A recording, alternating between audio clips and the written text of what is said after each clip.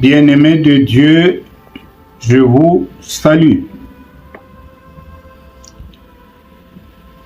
Nous sommes à notre 4e session que nous allons intituler « Ils deviendront une seule chair ».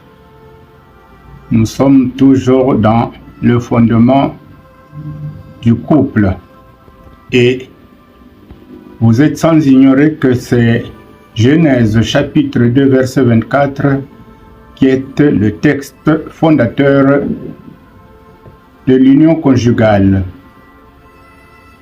Alors, nous allons vous faire un bref rappel sur la session numéro 3 où nous avions parlé de ce terme-ci. Il s'attachera à sa femme.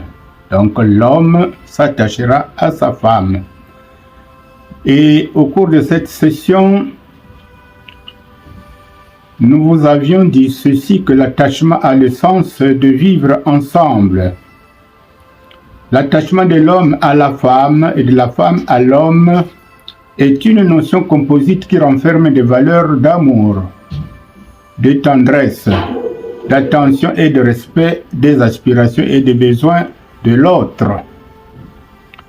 L'attachement exprimé dans le prisme du couple demande un certain temps à l'amour de s'enraciner afin de construire une union solide et durable.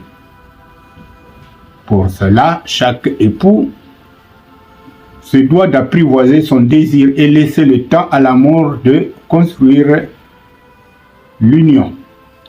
Voilà brièvement ce que nous nous sommes dit la fois dernière dans notre session 3. Alors, venons-en donc au terme du jour. Le terme du jour, c'est que l'homme et la femme deviendront une seule chair. Alors, les bien-aimés dans le Seigneur, que veut dire « ils deviendront une seule chair » ?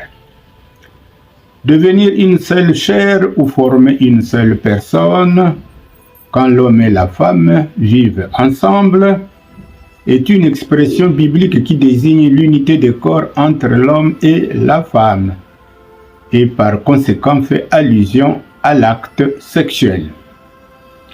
C'est dire que la sexualité est voulue par Dieu, mais dans un cadre bien précis, le foyer conjugal.